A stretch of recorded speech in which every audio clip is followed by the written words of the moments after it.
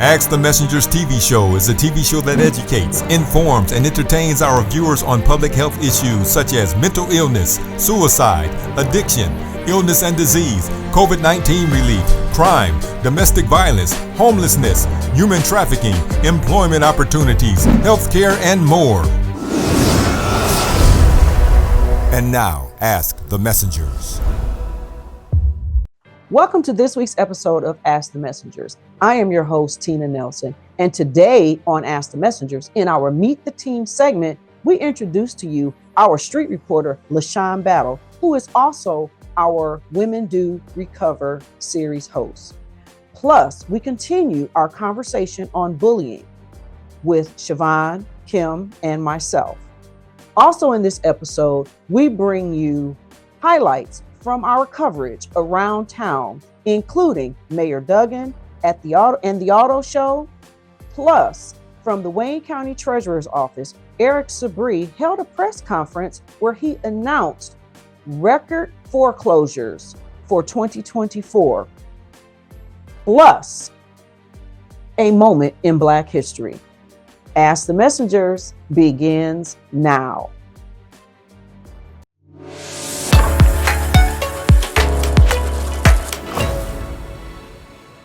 Lashon Battle is more than just our street reporter. She is also our Women Do Recover series host.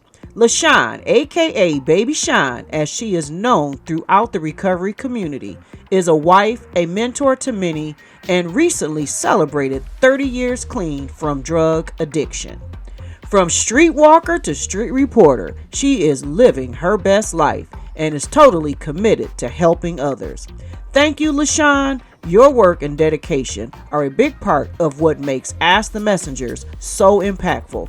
We are so grateful for all you do. From streetwalker to street reporter, that's my story.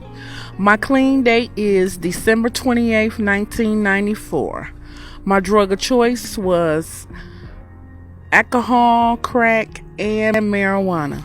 With that being said, my upbringing was in a house where addicts ran in and out of all the time. So addiction is not new to me. I grew up in addiction. I also got took from my mother at the age of 7 and became a ward of the state for the next 10 years. After that, I became a ward of the streets from 16 to 26. I was in the streets doing whatever it is I had to do to survive. And being in the streets, I became an addict, full-blown addict, just like my mother. You never know what a person been through unless you been in their shoes. And I remember as a kid saying, when I grow up, I'm gonna be just like my mama. And so I had turned into her, right? And for a long time, I was scared I wasn't gonna make it to 35. And I did. We made it past 35 because my mother got killed at 35. She got shot in the head with a .357 2 feet away. Her boyfriend killed her. They only charged him with careless use of a firearm. And so like from 16 to 35, I didn't think I was gonna make it. It's been plenty of times and plenty of incidents out there when I was in the streets where my life could have been gone like that. I know it was God with me.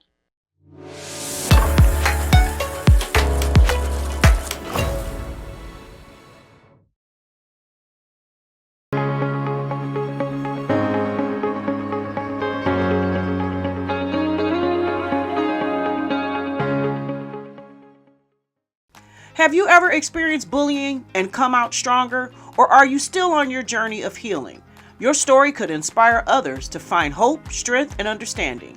We're inviting you to share your bullying experience in a short video, whether you are a teen facing challenges or an adult looking back on what you've overcome. Your voices matter. Here's how to participate. Record a short video, 3 to 5 minutes, sharing your story. Be as open and honest as you feel comfortable.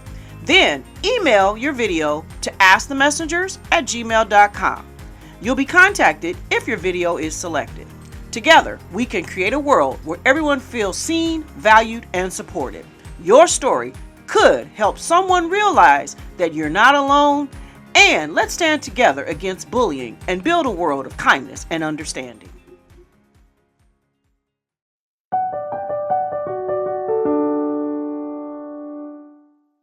So first of all, I want to say gun violence is real. In my generation, guns were very prevalent. Like, you know, you don't know who carrying, you know, you don't know what's happening. I was bullied elementary, middle, some of high school. It wasn't until I really got into sports, people start respecting athletes that produce. And that was my outlet. Church was my outlet. You know, I think the problem is people aren't, and this might sound crazy, aren't churched like we were churched. They, you know, you decide to lean on God. But to just start it off, I mean, obviously, I didn't wake up like this. I didn't wake up like whatever. Yeah, makeup. No, let me quit. No, but I grew up real poor. You know, I didn't have. Sometimes we didn't have lights. Sometimes we didn't have heat. You know, we were homeless at one point. So all my clothes were passed down, which meant I was the tallest. I'm still the tallest of all my siblings. So I flooded daily. My shoes, you know, I always had big feet. I was born 12 pounds, 11 ounces. So I was huge at birth. So when I was growing up, you know, elementary, I want to say was Edison. That was hard, you know. But elementary, middle, you know, no limits. I'm telling you, when I say I was bullied to the point where, like, over a boy, over how I looked, over how poor I was. Back then, you know, I would get teased for having big lips, for being too tall, for being poor. You ain't even got no feelers. You know, you ain't got no Adidas on, Nikes on, feelers on. You know, dang, you got no-name Payless shoes. Or you got, you know, no-name whatever shoes. So I never had, you know, Jordans growing up. That was not a thing. You know, and the first pair of shoes I got, some drug dealers bought me for, you know, basketball. You playing basketball? You know, they was looking out. So I'm just saying, in elementary school, I got jumped by 5 people at the library. You know, 2 of them were in high school because they were sisters of the girl in elementary school. So, you know, I, you know, as a kid, and this is nothing. Somebody asked to borrow my pencil, a boy. Gave him my pencil. Actually, I didn't even give it to him. He took it. And so they followed me to the library because my mom worked 3 jobs. Somebody would walk me to the library, and when she got off, she would say, okay, come home. And I would walk across the street. This is on Grand River in Rutherford. I don't know if y'all know where that library is. But on the bottom, it's these bike racks. They're metal. And I had... just the end of the fight, I mean, I was teasing stuff so much, like you said. I had to fight my way through, but my mother would not allow me to fight unless somebody hit first. Okay. Somebody had to hit first. You're not an animal. Fighting does not resolve things. You know, God is Jehovah Tiskanu. He makes things right. You know how, but it was miserable. I used to hope and pray that they would hit me so I could just lash out. You know what I'm saying? I would, you know. Yeah. So long story short, these girls jumped me. To the point where, I mean, I beat up the girl in elementary school that was with me because I just took all my frustration out. Once she hit me once, I was just like, you're not going to keep, you know, but I would be crying while I'm fighting. You know what I'm saying? So there have been times in my life, at the end of that fight, I want to say I had fractured pieces of bone in my face. By the time they finished, the girls in high school, one of the big girls, she was like a heavy set girl that they got me from behind and like clunked me and grabbed my legs from under me and sat on me. And that was by the bike rack. And I was still fighting while I was down. You know what I'm saying? That's when they took my head and was like, boom, boom, boom, hit my face against the bike rack. So if you can imagine Hitch, you remember the movie where he was like swollen? Yes. So this part of my face was swollen. My sister found out. She got out of school. She was like, no, we going for them. So that was a whole nother thing. At the end of it, it was crazy. You know, there was revenge, but the girls had a gun in their house. And it wasn't none but the grace of God that saved us. Because my sister, she's like, you know where they went? I said, they just went right across the street. That's crazy. They just jumped me and went across the street. Librarian, all of that. Long story short, my sister, she fought a lot of dudes too. Okay. She was like, nah, she handled like 3 of them. She was in high school, the same age as these girls. And then the other 2 girls, you know, she was like, nah, fight the girl one-on-one like you want to, like you were supposed to. And I'm like, I don't want to fight. You gonna fight. So that girl never bothered me anymore because she knew who my sister was. There you go. You know what I'm saying? Yeah. So, but still, they had the police come around the corner. My sister broke the window, grabbed the girls, and dragged them out. But the girls were going for the gun. The girls were going for the gun and could have shot my sister up, but they never got to it. She literally busted the door, got in, got them. That was elementary school. High school, a whole nother story. Somebody asked me to prom. I was like, I can't even go to dances. My mom won't let me go to dances. I told him no. Oh, you want somebody? These 3 girls came to where I was, dance practice. They came in there. I mean, I was there early because, you know, I had no 8th hour. I'm at Mumford. You know what I'm saying? I went to Cass, Cranbrook, and Mumford. Okay. But these girls jumped me at Mumford, and that was the last time I ever got jumped because I took all my frustration out on these girls. And when I say they came to jump me, they didn't leave out all those mirrors in the walls of the dance studio broken. That girl's jaw was broken. They were trying to bring up criminal charges, but I feel like what you're gonna have to do is, if you don't have that faith, I mean, and I was teased all the time. So you take that and you want to make sure you prove everybody wrong. It's those people, but then it's those people who want revenge. You know, I want revenge from the people making horse noises and telling me I'm too tall with big lips. Now it's a big thing. People want big lips. Right. Isn't that crazy? Yes. Now they want my hair. Yeah. Right. They want to be. And they want my light skinness too. They want to be tall. And they want to be dark. You know, it's like they want to be dark. Yeah. They want your lips. It's crazy. You want smaller feet. I had big feet my whole life, you know, so I'm just saying, thank God we've been through, but I mean, like I said, in guns, you couldn't watch fights back then. I literally saw people get shot in front of me. I have friends die from gun violence just from watching a fight, just at school, in the gym, or, you know, outside, you know. So, I mean, gun violence is real. I'm just trying to figure out now, how do we teach you? There you go. How do we teach you through media, through not just what we've been through, but now how to build yourself up and know that each person, you were created for a purpose. You know what I'm saying? Yes. You were made for a purpose. You know, God knew you before you were born, and know that whatever talent you have, the people you're supposed to reach, the children you're supposed to have in the future and deposit into, like, there's a plan and a hope for your future. So like what you're going through, I know people say, they say, oh, it made me stronger, but they don't see themselves in the future. Right. You see, they only see the here and now. That's it. They're dealing with the here and now. They don't even have a vision of what they want to be. And think about it, Kim, when we were running up and down the block, diving in leaves, pile of leaves, diving under the clothesline, diving under the fence, jumping across cars, whatever we had to do. Yeah. We did not. So let me say this. We did not see the vision either. Right. But Absolutely it was the God in us that kept us to be able to be right here in front of you this day, sharing our little testimonies with you. So listen, what I want you to do, bully, stop it. Period.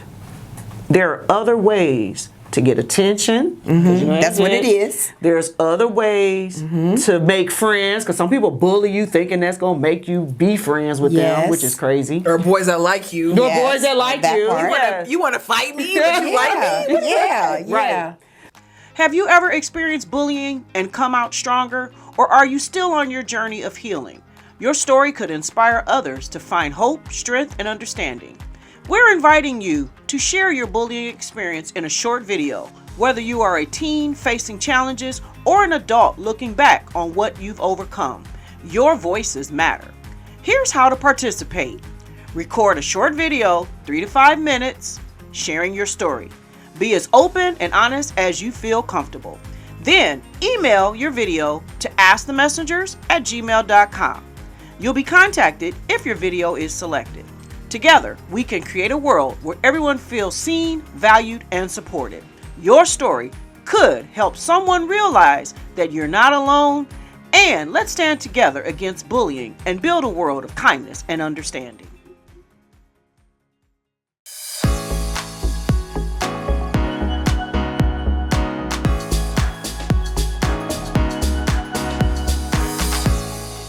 How excited are you about the next level when it comes to Detroit cementing their way technologically as far as like New Lab and the connection of not just these like auto cars, but where we were and where we are now and where you're going? You guys could do an hour feature on the startups at New Lab. It is amazing what these guys are inventing. These solar RVs that you could be alone in the wild for 2 weeks and be fully powered. Anything you could possibly put on wheels and have autonomous, they are inventing there.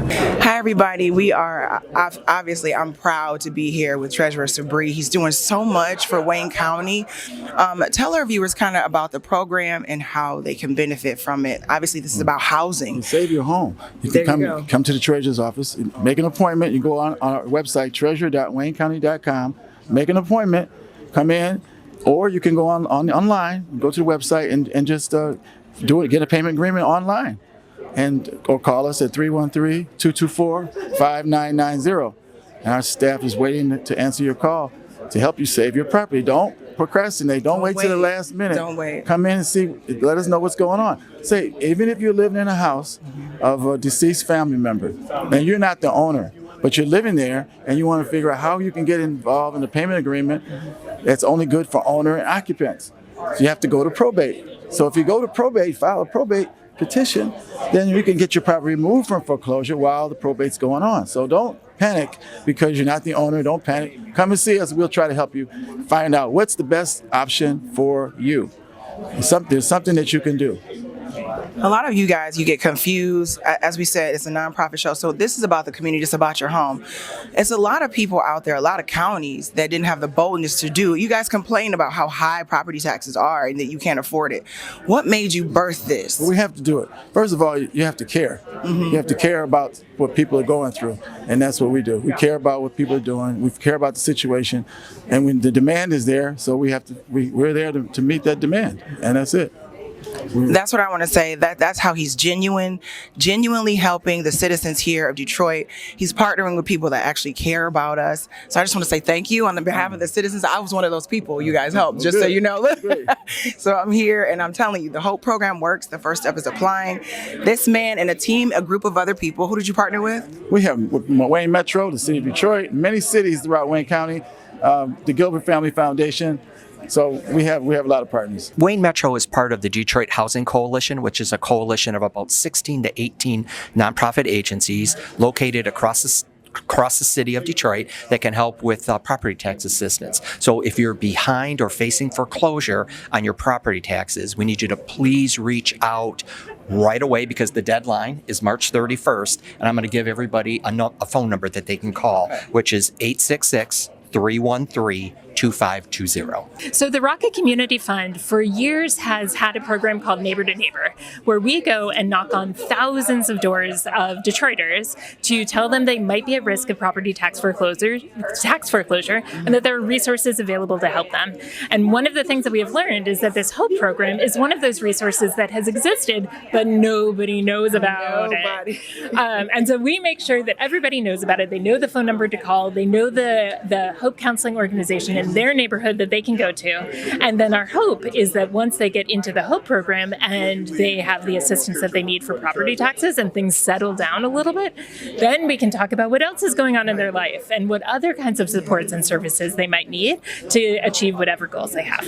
If you had advice, if you wanted to give advice to anybody out there not going through exactly what you went through, obviously, but if you could give our viewers some advice as homeowners, as citizens, what advice would you give them?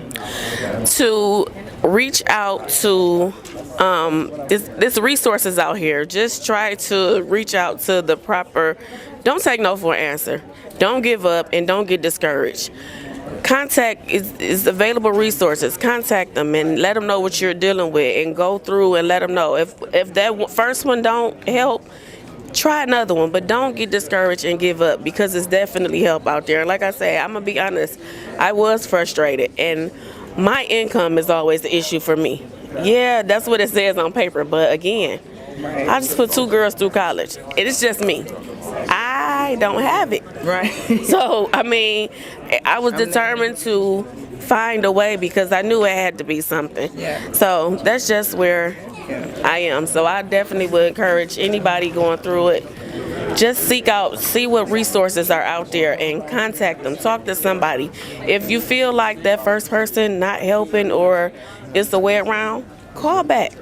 Call back. Sometimes it's a situation where it depends on who you get, and that's just with everyday stuff. You might call about your phone bill, and you might get a rude representative.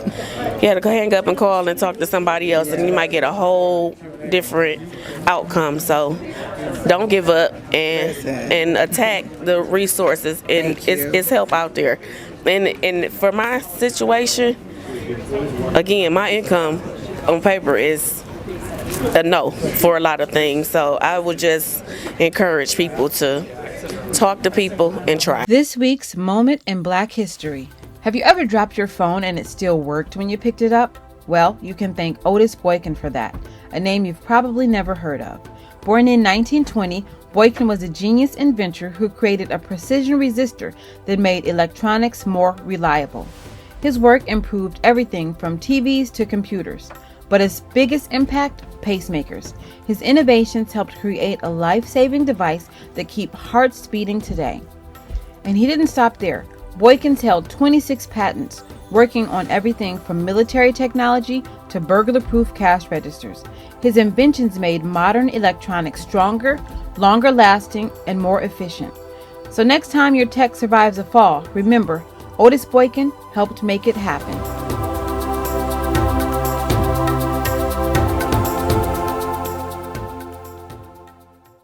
Well, that concludes this week's episode on Ask the Messengers. And again, we hope that the information and the stories shared on today will be of hope and encouragement for anyone who has watched us. And again, we want to thank our supporters, our viewers, and our partners who continue to keep us on the air week after week. Now, do me a favor.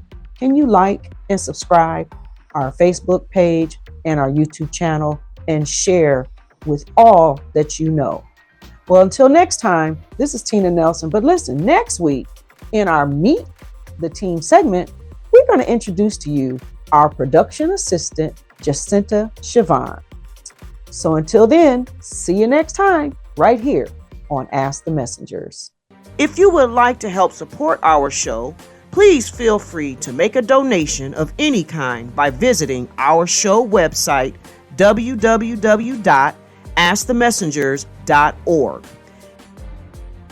If you prefer to mail donations, please make check or money order payable to Ask the Messengers TV show and send it to 18400 Schaefer Highway, Detroit, Michigan 48235.